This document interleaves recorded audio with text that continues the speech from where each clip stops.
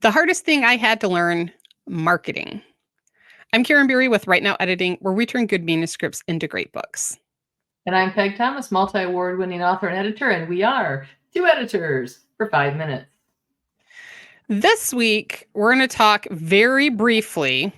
I just started the 5-minute timer about marketing. Peg, this came off of your list.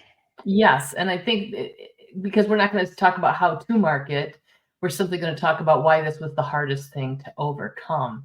And the hardest thing to overcome was understanding marketing. Whether you're, I started out traditionally published. I had six books with a traditional publisher before I went indie, and it didn't matter. I still had to learn marketing because they expect you to do certain things, and I didn't know where to go to learn it.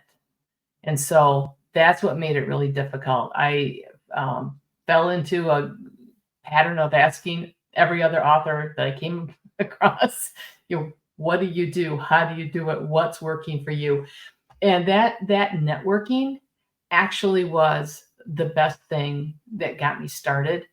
And then it was understanding that no matter what I learned in a year, it was going to be obsolete. Because this world of publishing is just a constantly changing revolving door. And what worked even a year and a half ago in marketing doesn't work today. As far as back when I got started, it was all Facebook groups, Facebook parties, blog tours. Everybody was doing those. I had quite a bit of success with them early on. Well, you go to a blog tour now, and the only people commenting on it are the people involved in the blog tour. Like, nobody goes and reads blogs anymore.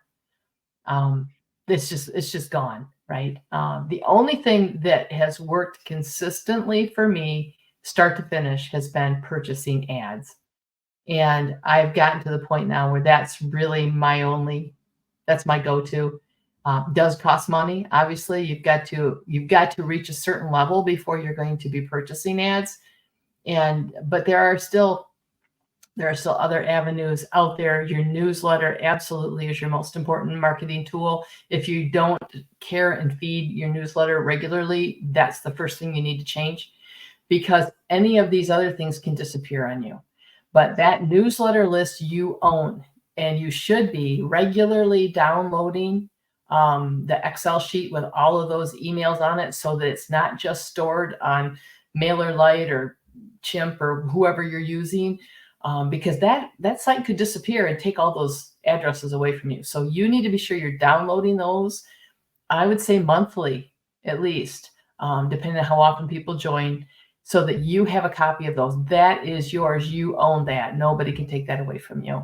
And those are the people that are your dedicated readers, and that's the marketing that you can do at very, very little cost, whatever it costs you for your program, to reach people at least on a monthly basis. You need to be taking care of that. So if you don't learn anything else about marketing, learn how to manage your newsletter. And there's lots of web pages out there to help you do that.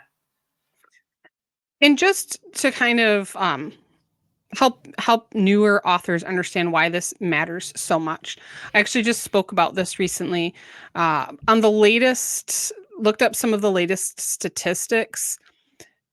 There are more than 20 million individual titles available on Amazon. There is no way your book is going to be discovered just because it's there.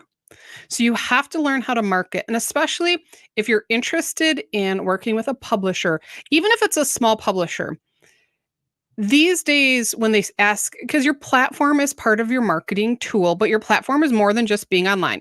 Platform is, the organizations you're a member of, your newsletter list, it's your network, whether it's online or in person. And these days when publishers and agents ask you about your platform, it's almost become a litmus test for how serious is this author? Because we all know that marketing is important. If you haven't started building your platform yet, you're usually sending one of two messages. One is that you don't think the rules apply to you, or two, you're not willing to do the work that they're asking.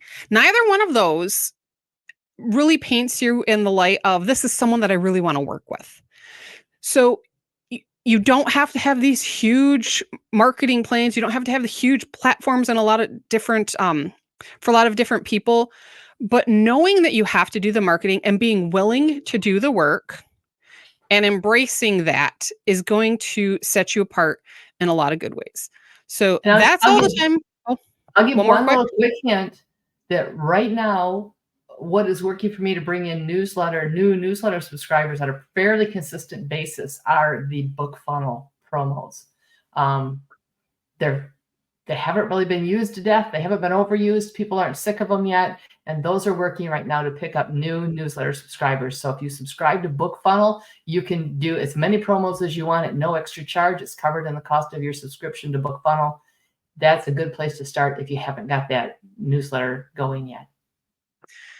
So that's all we're going to talk about because we could probably talk for 5 Oh, hours about marketing. But come back next week and we'll talk about some of the other hard stuff that we've had to overcome.